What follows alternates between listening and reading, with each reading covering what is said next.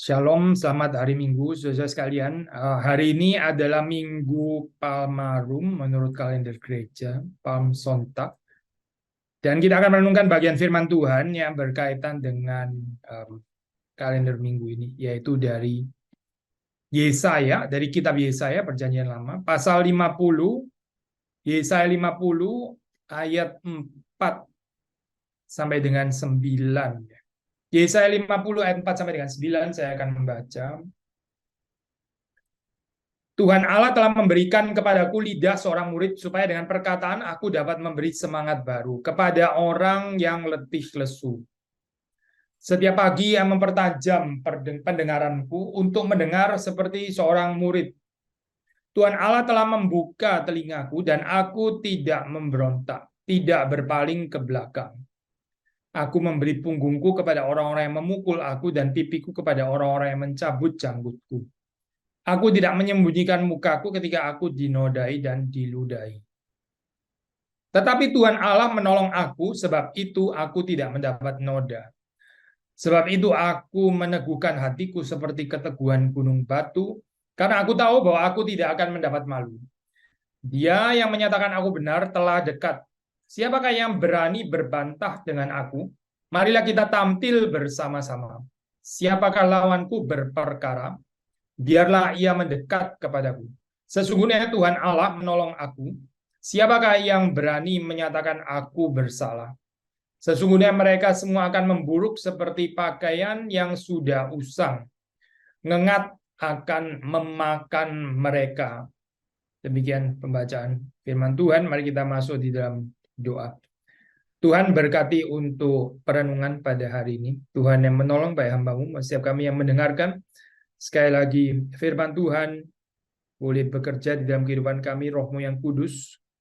Nolong kami untuk mengerti kehendak Tuhan, sehingga kami boleh melakukannya di dalam kehidupan kami. Dan kami semakin dikuduskan oleh Engkau. Kami menyerahkan waktu keperenungan di depan ini, di dalam berkat dan anugerah Tuhan. Demi Yesus Kristus kami berdoa. Amin. Ya, sudah ini kalau sudah melihat di dalam konteks Yesaya, ya ini adalah servant song, nyanyian hamba Tuhan, ya di ayat 4 sampai 9. Ini adalah yang ketiga, ya. Yang ketiga.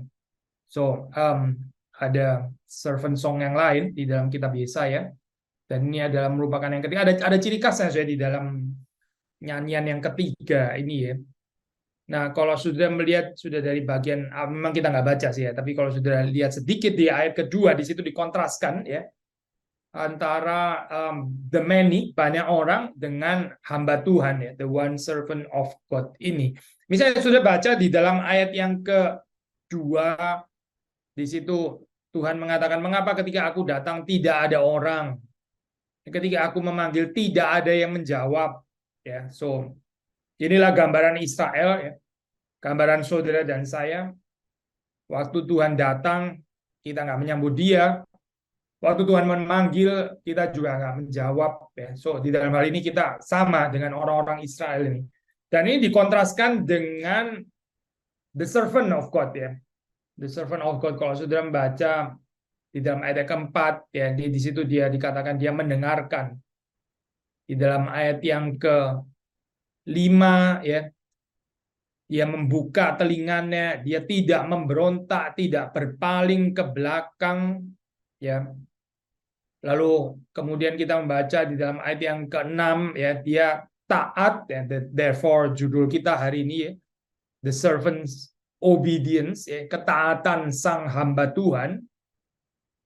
Lalu terus kemudian ayat ke-7 sampai ke-9, saudara melihat bagaimana sang hamba Tuhan ini meletakkan seluruh kepercayaannya itu kepada Allah atau kepada Tuhan yang berdaulat, yaitu ayat 7 sampai 9.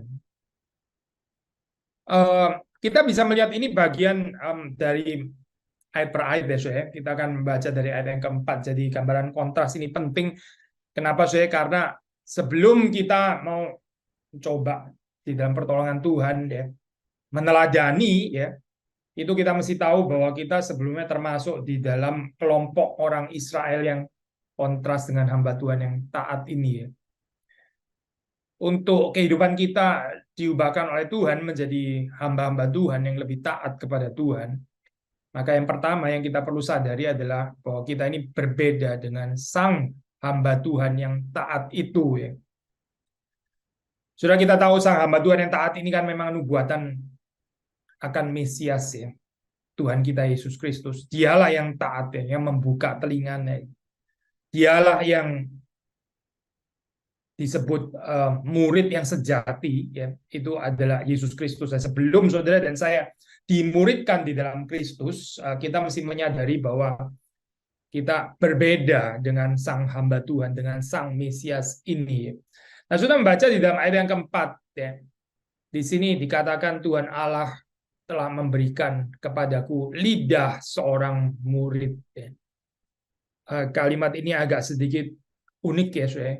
Karena mungkin yang lebih tepat, yang lebih akan kita bayangkan lebih masuk di situ ada lidah seorang guru kan ya, lidah seorang pengajar, itu lebih tepat ya, karena pengajar itu mengajar dengan lidah, dengan mulutnya ya, keluar perkataan daripadanya.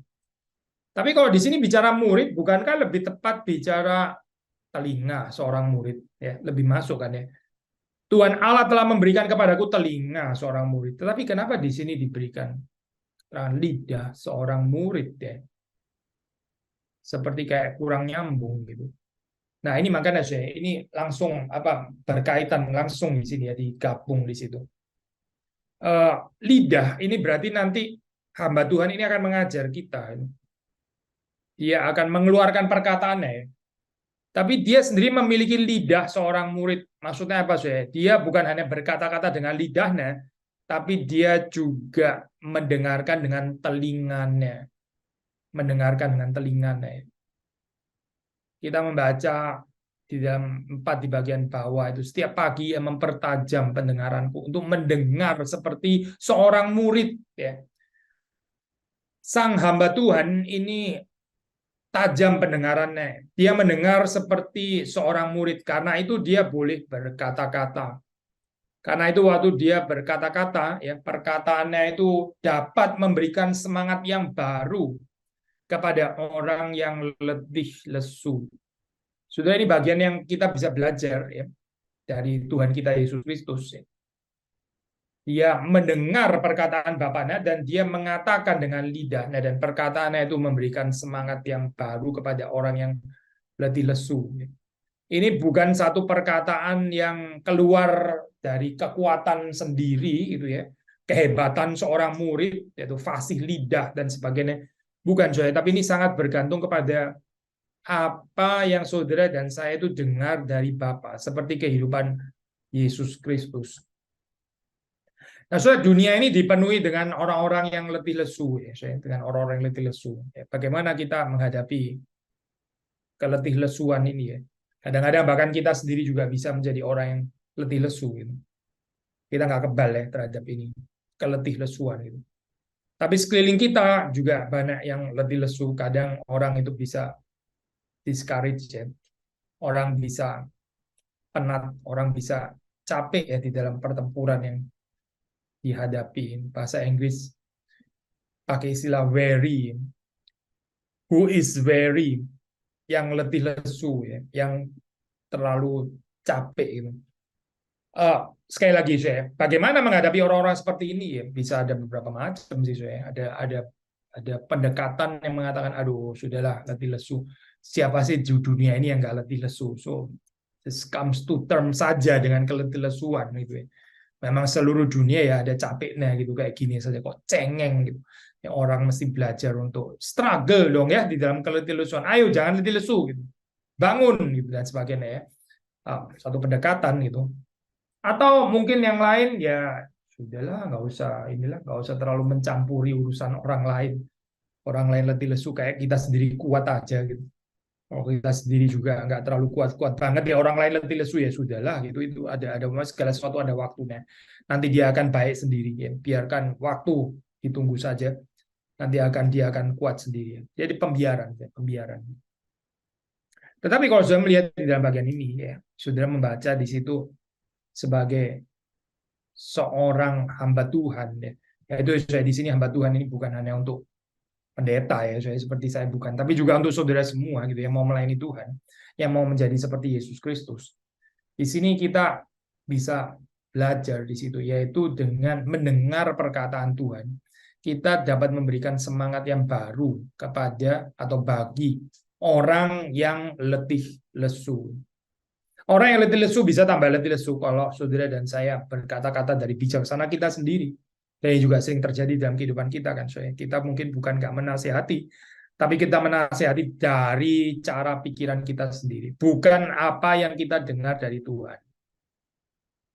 Tetapi Yesus Kristus ya, di dalam kehidupannya, dia sanggup memberikan semangat baru kepada orang yang letih lesu. Karena dia memiliki pendengaran seorang murid. Dia tidak berkata-kata dari dirinya sendiri, tapi dia memperkatakan apa yang dia terima dari Bapa. Maka hidup ini ya saya sangat bergantung apakah saudara dan saya memiliki kepekaan telinga ya mendengar apa yang Tuhan katakan di dalam kehidupan kita dan bukan berkata-kata sesuai dengan ya pokoknya apa yang kita mau bilang, apa yang kita pikir baik begitu ya, apa yang kita atau mungkin bahkan kita jengkel dengan orang ini. Sudah lama saya kepingin menegur orang ini nih. Dan sekarang gini lagi, inilah saatnya gitu. Akhirnya yang keluar bukan dari perbendaharaan yang dipenuhi oleh Allah, tapi keluar dari kedagingan kita sendiri gitu. Akhirnya itu bukan memberikan semangat kepada orang lain, tapi malah justru lebih mendiscourage ya. Bikin orang yang lebih very, akhirnya lebih kecewa lagi, lebih disappointed. Nah kita nggak bisa menguatkan mereka, memberikan semangat yang kita terima dari Tuhan. Sekali lagi ya, saya ini kita nggak bisa overemphasize ya kepentingan dari telinga yang dipertajam di sini ya, dipertajam.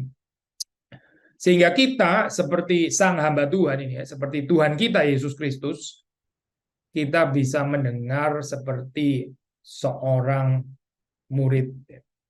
Ada kaitan antara telinga yang peka ya untuk mendengar pengajaran dari Tuhan ya dengan kuasa penghiburan, dengan kuasa memberikan semangat bagi orang yang letih lesu ya.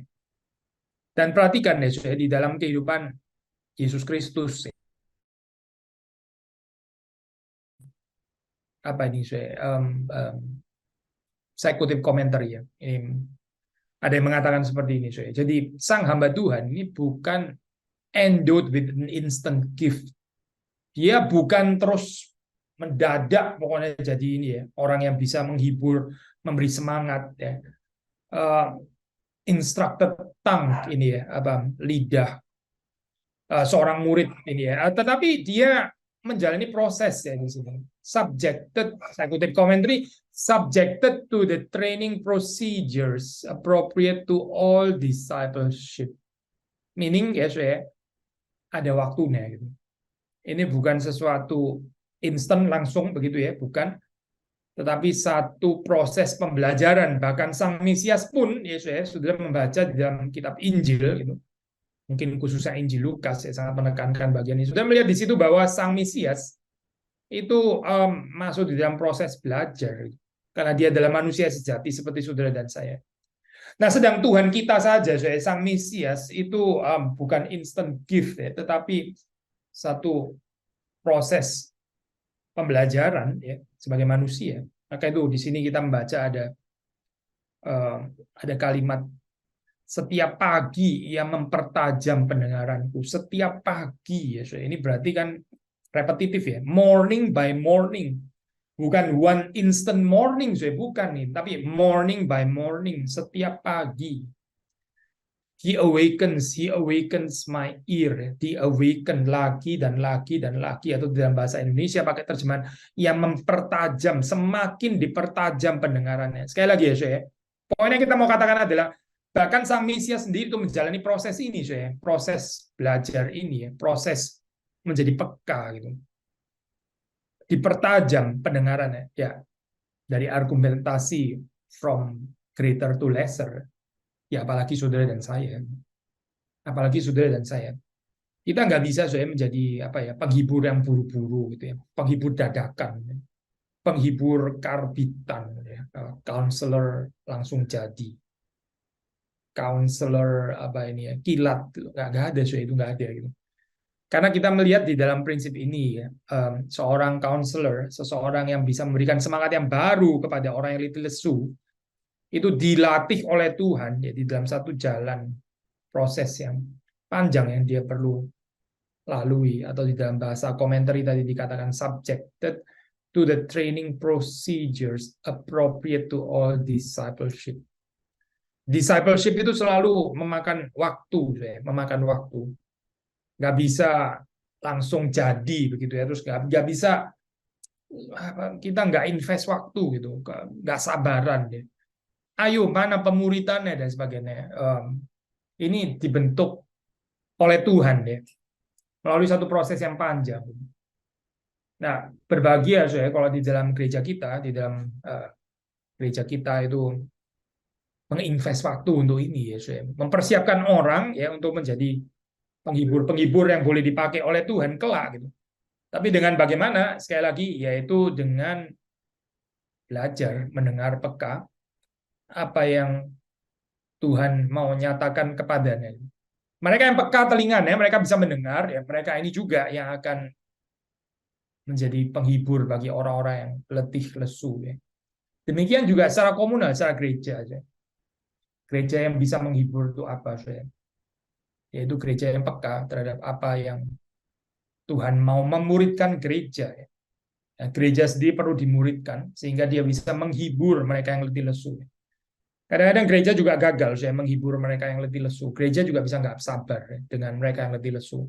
Dianggap sebagai orang-orang yang aduh nggak sanggup bersaing. Orang-orang yang letih lesu, sudahlah tinggal saja. Ini bukan orang-orang militan, bukan orang-orang yang kurang militan, sedikit-sedikit kecewa, sedikit-sedikit sudah tinggal saja gitu ya. Karena kita mesti gerak cepat dan sebagainya gitu. Akhirnya gereja gagal menjadi penghibur di dalam dunia ini ya.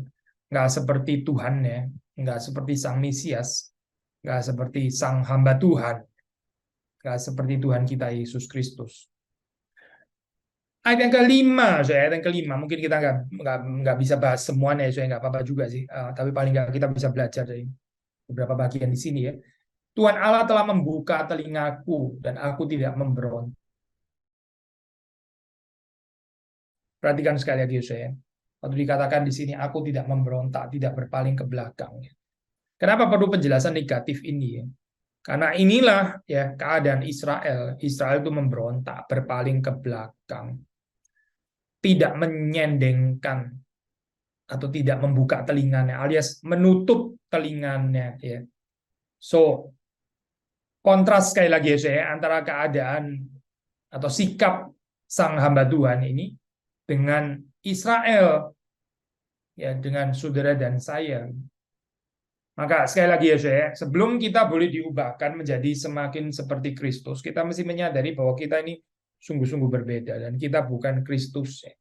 Pengakuan dosa ya, kerendahan hati ya, pertobatan itu selalu perlu saya waktu kita mendengar merenungkan ayat-ayat seperti ini. Nah, di bagian ini saya memang kita nggak, at least di ayat ini ya saya, kita nggak diberitahukan gitu apa sih sebetulnya yang dikatakan oleh Tuhan Allah kepada ini ya, sang hamba Tuhan ini. Dan di sini dikatakan Tuhan Allah telah membuka telingaku, aku tidak memberontak, tidak berpaling ke belakang. Apa sih yang dibisikkan oleh Tuhan Allah kepada sang hamba Tuhan? Kita nggak mendapati gambaran jelas di sini ya. Tapi yang ditekankan di sini memang bukan apa yang dikatakan oleh Tuhan Allah kepada sang hamba Tuhan, tetapi bahwa sang hamba Tuhan ini ya menanggapinya dengan berespons. Dia membuka telinganya. Dia taat ya. Dan ketaatannya juga satu ketaatan yang dinyatakan di dalam kelakuan ya, dalam tindakan. Jadi dia mendengar ya, mendengar dan menaati. Ada satu teolog saya ini kalau saya nggak salah ingat Henry Nouwen ya, dia pernah membicarakan istilah bahasa Latin ya. Obedire itu ya, obedience, to obey ya, obedire. Itu dekat sekali saya itu dengan audir, dengan mendengar, ya. Dengan mendengar. Saya kalau nggak salah ingat termasuk juga bahkan di dalam bahasa Yunani ya, itu ada kedekatan antara mendengar dan menaati. Bahasa Latin juga seperti itu saya. Maksudnya apa saya? Ini ya, orang yang taat itu adalah orang yang terlebih dahulu mendengar. Tapi dia bukan mendengar saja saya, mendengar terus kemudian keluar kuping lainnya. Bukan itu tentu maksudnya ya. Karena orang yang mendengar itu adalah orang yang terus kemudian melakukannya gitu di dalam kehidupannya. In der Tat umsetzen, dia melakukannya di dalam perbuatan ya. Bukan cuma mendengar terus menjadi semacam oh iya ya oke oke wawasan saya lebih luas ya. Tapi juga kita nggak melakukannya di dalam kehidupan kita. Untuk Alkitab misalnya konsep mendengar seperti itu asing sekali gitu. Alkitab itu nggak mengenal konsep mendengar yang seperti itu. Jadi mendengar terus kemudian segera melupakannya, mendengar hanya untuk apa menambah wawasan gitu ya. Lalu dipakai untuk menasihati orang lain. Tapi kita sendiri mungkin nggak tertarik melakukannya gitu ya. Alkitab itu nggak mengenal saya konsep mendengar seperti itu. Yang disebut mendengar di dalam Alkitab itu adalah mendengar dan melakukan sebetulnya. Mendengar itu tidak lain tidak bukan adalah ya dia tahu apa yang dikatakan Tuhan dan dia in der Tat umsetzen ya. Dia melakukannya di dalam perbuatan. Maka sudah membaca dalam bagian ini ya, Tuhan Allah telah membuka telingaku ya. Ini ada pendengaran di sini kan ya. Aku tidak memberontak. Nggak memberontak itu lawan katanya ya berarti mengikut saya, mengikut. Nggak melawan ya berarti apa saya? Berarti mengikut gitu. Tidak berpaling ke belakang sama ya. Kalau berpaling ke belakang itu berarti perpisahan, berarti meninggalkan itu kan ya, menghina termasuk ignoring. Tapi tidak berpaling ke belakang di sini ya berarti mengikut berjalan di belakang ya gitu. Tidak berpaling ke belakang, tidak membuang muka berarti apa? Ya berarti terus mencari wajah Tuhan dan mengikuti perkenanan Tuhan ini. Gitu. Nah inilah sebenarnya gambaran dari hamba Tuhan ya waktu kita baca di dalam bagian ini yang kontras sekali lagi dengan gambaran umat Israel yang tidak membuka telinganya, yang memberontak dan yang berpaling ke belakang. Lalu ayat 6 saya, bukan hanya itu ya, sang hamba Tuhan ini memberi punggungnya kepada orang-orang yang memukulnya dan pipinya kepada orang-orang yang mencabut janggutnya. Dia tidak menyembunyikan mukanya ketika dia dinodai dan diludahi. Ya, ini needless to say ini bicara apa saya? Bicara tentang penderitaan the servant of God. Bicara tentang penderitaan sang hamba Tuhan dan perhatikan di sini ya saya. Penderitaannya ini bukan karena kesalahannya loh, bukan itu. Kalau Israel menderita, Israel terbuang ya. Saudara dan saya kadang menderita itu sering atau setidaknya kadang ya. Ya karena kesalahan kita sendiri. Akhirnya kita menuai apa yang kita tabur. Orang Israel ya mengalami disiplin Tuhan, eksal pembuangan, yaitu karena dosa-dosa mereka. Tapi tidak demikian halnya dengan sang hamba Tuhan. Sang hamba Tuhan ini menderita ya.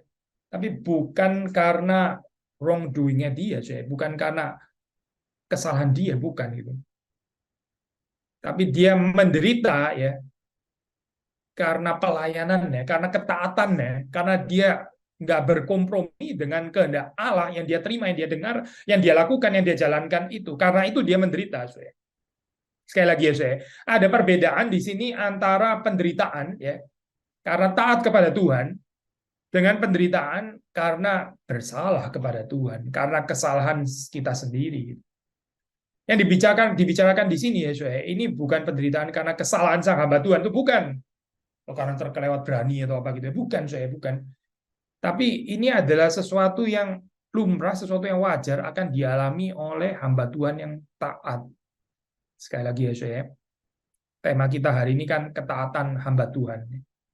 The servant's obedience. Obedient servant itu saya. Kalau di dalam gambaran Yesaya ya, itu akan menderita. Dia rela menderita. Kita nggak bisa menjadi hamba Tuhan yang baik, kita nggak bisa menjadi pelayan yang baik, saya. Kalau kita ini nggak rela menderita. Ya. Saudara jangan bilang penderitaan itu ya penderitaan khusus apa begitu ya, misalnya apa ya kita kadang memilih penderitaan kita yang kita rela gitu. oh ya saya kalau apa itu berjeri lelah secara fisik ya nggak masalah gitu ya. Tapi penderitaan kan nggak harus cuma itu, saya. Penderitaan itu bisa macam-macam, saya di sini. Ya di sini sampai dipukul gitu ya. Ada orang-orang yang hostile, ya, saya. Kita berhadapan dengan orang-orang yang hostile, orang-orang yang kasar, orang-orang yang kadang bisa ada kebencian gitu. Nah, mereka ini akan melukai, saya. Akan melukai. Di dalam pelayanan itu akan berjumpa dengan orang-orang yang melukai kita dan membuat kita terluka gitu. Nah, inilah saya panggilan hamba Tuhan. Sekali lagi, saya nggak mau membicarakan ini ada dalam konteks kehidupan hamba Tuhan seperti kayak pendeta, vikaris atau apa gitu ya. Bukan, tapi di dalam kehidupan kita semua. Masih takaran setiap orang berbeda-beda ya. Tapi menjadi hamba Tuhan yang taat itu ya bersedia, rela untuk dilukai, saya dipukul di sini bahkan ya.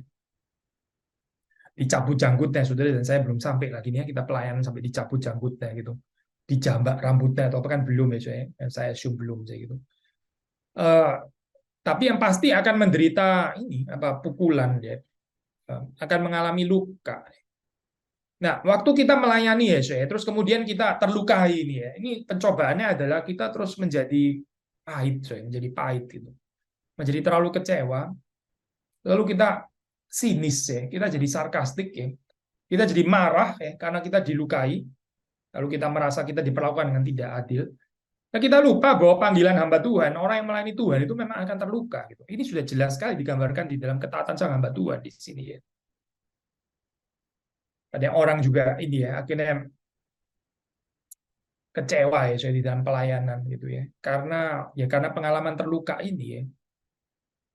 Bukan karena apa ya, mungkin bukan karena kok tiba-tiba oh pengajaran di gereja kok doktrinnya menyeleweng ya. Mungkin bukan karena itu, ada juga sih yang seperti itu. Tapi mungkin nggak selalu seperti itu saya. Pada orang-orang yang mengundurkan diri karena apa saya? Ya karena terluka gitu. Karena tak nggak tahan ya waktu terkena pukulan. Padahal sekali lagi ya saya, melayani Tuhan itu ya ini inklusif loh dan ini bukan sesuatu yang terjadi menimpa dia karena kesalahannya sendiri, sekali lagi bukan ya, tapi karena ketaatannya kepada Tuhan ya, karena kesetiaannya ya, karena cintanya kepada jiwa-jiwa yang dilayani itu, lalu kemudian dia akan ya menderita pukulan, dicabut janggutnya ya, dinodai, diludahi, dihina, dihina, direndahkan ya. Siapa yang saya mau melayani seperti ini ya? Kita melihat di dalam Yesaya pasal yang ke-50 ini ya, ya sang hamba Tuhan ini. Dan sang hamba Tuhan ini mengundang, mengajak saudara dan saya untuk mengikuti jejak kakinya ya. Karena apa saya? Karena ini nggak berakhir di sini ya. Kalau saudara baca, ini bukan terus kemudian ya berakhir kepada keadaan yang kasihan ini. Tapi sudah melihat ada pengharapan ya, mulai dari ayat yang ke-7 di situ. Tetapi Tuhan Allah menolong aku, sebab itu aku tidak mendapat noda. Sebab itu aku meneguhkan hatiku. Seperti keteguhan gunung batu karena aku tahu bahwa aku tidak akan mendapat malu. Saudara, kita melihat di dalam kehidupan Yesus Kristus ya, dia memang betul-betul dipermalukan sih, ya. Dia dinodai, diludahi, ditelanjangi ya, dipermalukan, dihina ya, dibunuh bahkan ya, dibunuh, disalibkan. Tetapi cerita Injil kan memang nggak berhenti di situ, saya. Ada God's vindication, ada vindication by the Father. Saudara membaca juga cerita kebangkitan kan ya. Makanya kekristenan itu nggak mungkin tanpa kebangkitan. So, Paulus mengatakan kalau nggak ada kebangkitan ya sia-sia, sia-sia ini kan. Penderitaan kita ya, kepercayaan kita semuanya sia-sia. So, pelayanan yang kita kerjakan, ketaatan kita semuanya sia-sia karena nggak ada kebangkitan gitu. Tapi kita percaya Yesus dibangkitkan kan ya. Nah, ada kematian, ada kebangkitan ya. Bukan cuma berhenti kepada perasaan dilukai, saya bukan gitu, tapi ini di dalam perjanjian baru sih ada ayat yang bagi saya itu sangat indah itu ya, ini apa, dari Paulus ya, kita baca di dalam 2 Korintus 1 ayat 4 ya, 2 Korintus 1 ayat 4, saya baca dari ayat 3 ya. Blessed be the God and Father of our Lord Jesus Christ, the Father of mercies and God of all comfort. God of all comfort. Allah, sumber segala penghiburan. Who comforts us in all our affliction, so that we may be able to comfort those who are in any affliction with the comfort with which we ourselves are comforted by God. Sudah perhatikan ini istilah comfort di sini ya, apa muncul berkali-kali ya, saya. Maksudnya poin saya sederhana, saya, seperti yang dikatakan di sini ya. Kita bisa menghibur yang lain tadi loh, saya, memberi semangat yang baru kepada mereka yang letih lesu ya. Justru waktu kita sendiri itu pernah ada pengalaman terluka dan kita mengalami penghiburan Allah, sumber segala penghiburan itu gitu. Saudara dan saya yang pernah mengalami dihibur oleh Allah, kita bisa menghibur yang lain dengan penghiburan yang kita terima dari Allah yang terlebih dahulu menghibur kita itu. Saya baca bahasa Jerman ya, saya variasi baca. Gelobt sei Gott und der Vater unseres Herrn Jesu Christi, der Vater der Barmherzigkeit und Gott alles Trostes, der uns tröstet in aller unserer Trübsal, dass auch wir trösten können, die das sind in allerlei Trübsal, mit dem Trost, damit wir getröstet werden von Gott. Ya, juga kata trosten, getröstet muncul beberapa kali ya di sini ya. So, kembali lagi ya saya dengan apa yang kita bahas di sini itu. Sudah membaca melayani Tuhan ya itu akan mengalami luka ya, wajar gitu, pukulan bahkan ya, dinodai, diludahi ya, dipermalukan, dihina, bisa kena fitnah dan sebagainya. Tetapi ada pengharapan, saya, ada penghiburan dari Tuhan. Tuhan Allah menolong aku ya, ada kebangkitan. Cerita Yesus bukan berakhir kepada kematian yang memalukan itu, tapi ada kuasa kebangkitan. Maka di sini sudah membaca di ayat ke-7 ya, ada kalimat-kalimat pengharapan. Ayat ke-8 ini menarik ya, karena kalau sudah baca di situ istilah telah dekat ya, saya baca di bahasa Indonesia ya, dia yang menyatakan aku benar. Ini kan God's vindication ya. Dia menyatakan aku benar, telah dekat. Ini istilah dekat ya, saya. Di dalam bahasa asli itu paralel saya dengan artinya dengan kata goel ya. Kata goel itu penebus ya, next of kin ya. Next of kin di dalam bahasa Alkitab ya, saya itu saya baca misalnya Rut ya, Rut 2 ayat 20 ya. Rut 2 ayat 20. Saya baca di sini ya. Goel. Sesudah itu berkatalah Naomi kepada menantunya, diberkatilah kiranya orang itu oleh Tuhan yang rela mengaruniakan kasih setianya kepada orang-orang yang hidup dan yang mati. Lagi kata Naomi kepadanya, orang itu kaum kerabat kita ya, next of kin. Dialah salah seorang yang wajib menebus kita ya, Goel ya, ini penebusan yang dilakukan oleh next of kin, kerabat kita ya di sini di dalam terjemahan bahasa Indonesia. So, ini ya kata telah dekat, near, ini artinya itu paralel saya dengan kata goel ini ya, next of kin. Berarti maksudnya waktu di sini dikatakan Tuhan ya, di sini kan ditulis dia yang menyatakan aku benar ya, telah dekat ya. Berarti dia itu on our side. Dia itu seperti next of kin ini tadi ya. Kerabat kita ya, yang sudah siap untuk menebus kita gitu. Seperti Boaz ya, akhirnya menebus ya, ini apa? Ruth ya, yang suaminya sudah mati itu. Demikian juga Allah itu di pihak kita ya, on our side ya, telah dekat di dalam pengertian dia ada sebagai penebus kita gitu. Next of kin ya. Lalu di dalam confidence seperti itu, kepercayaan seperti itu, kemudian ya sang hamba Tuhan ini menantang ya, siapa yang berani berbantah dengan aku? Marilah kita tampil bersama-sama. Siapa lawanku berperkara? biarlah ia mendekat kepadaku. So ini bukan ekspresi kesombongan saya, ini adalah ekspresi confidence in God sebagai next of kin, yang pasti akan membenarkan dia, karena memang dia tidak bersalah, dia tidak berdosa, ya. Tapi dia mendapat malu, ya, dia dipermalukan ini, ya, maksudnya untuk sementara waktu, ya. Tapi pada akhirnya dia tidak akan mendapat malu karena dia dibangkitkan. Maka saudara membaca, ya sekali lagi kita bisa mengaitkannya juga di dalam kehidupan kita, ya, di sini. Waktu kita melayani Tuhan, ya, waktu kita taat kepada Tuhan, melakukan kehendak-Nya bersama dengan Kristus, di dalam Kristus, ya, oleh Kristus, ya. Saudara dan saya juga akan mengalami ini, ya, dipermalukan, dihina tadi itu, ya, dilukai, terluka dan sebagainya. Tapi penghiburannya apa saya? Penghiburannya yaitu bahwa Tuhan sendiri itu akan tampil sebagai penebus kita. Dia ada di dekat kita, ya.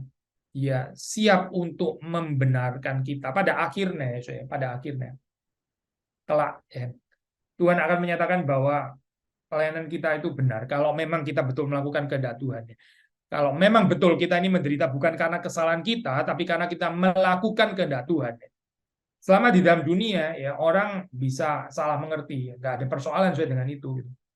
Tapi ya tetaplah setia, lakukanlah kehendak Tuhan. Kalaupun, ya, selama di sini dan sekarang masih nggak bisa ada pembenaran itu, ya, pembenaran itu akan datang pada waktunya. God's vindication itu, ya, akan datang pada waktunya. Dan sama bersama dengan Kristus di sini, ya, bersama dengan Kristus kita dibenarkan. So balik lagi, ya, saya ini melihat kepada Yesus Kristus, ya, sang hamba Tuhan yang taat ini, ya. Ada kesaksian, deh saya, ada bukti yang dinyatakan bahwa sang hamba Tuhan ini memang sepenuhnya benar, ya. Bahwa tidak seharusnya dia menanggung penderitaan ini, tapi dia mengalami ketidakadilan itu, ya, karena kehendak Tuhan, di dalam kehendak Tuhan. Dan pada akhirnya sang hamba Tuhan ini akan dibenarkan, dia akan ditinggikan, dia akan dimuliakan. Saudara dan saya, kita dipanggil untuk ikut serta di dalam perjalanan ini, perjalanan kehidupan yang menyertai sang hamba Tuhan yang taat ini. Dan kita sendiri taat di dalam Dia, meskipun kita akan menderita, ya, terluka, ya, tapi ada penghiburan dari Tuhan, dan pada akhirnya ada God's vindication. Kita akan dimuliakan juga bersama dengan Kristus kalau kita tidak menjadi lelah, kalau kita tidak menjadi kecewa, kalau kita tidak mengundurkan diri. Kiranya Tuhan memberikan kepada kita penghiburan, kekuatan untuk boleh terus melayani Tuhan sampai kita berjumpa dengan Dia. Mari kita masuk di dalam doa. Tuhan, kami bersyukur untuk apa yang kami renungkan pada hari ini, dan kiranya Tuhan yang boleh menanamkan di dalam kehidupan kami. Kami boleh bertumbuh sebagai orang-orang yang semakin dewasa, taat seperti sang hamba Tuhan yang sepenuhnya taat kepada Engkau Bapa. Dan kami rindu supaya di dalam Kristus kami pun juga boleh terus diperbaharui ketaatan kami. Kami memiliki telinga seorang murid, memiliki lidah yang sanggup menghibur, memberi semangat baru kepada mereka yang letih lesu. Semari kami sendiri juga boleh terus dikuatkan dan dihibur oleh Tuhan. Dan tolong kami berjalan melalui segala lembah-lembah di mana kami mengalami luka dan penderitaan. Tuhan yang memberikan pengharapan kepada kami karena Kristus sudah bangkit. Demi Yesus Kristus kami berdoa, kami bersyukur. Amin.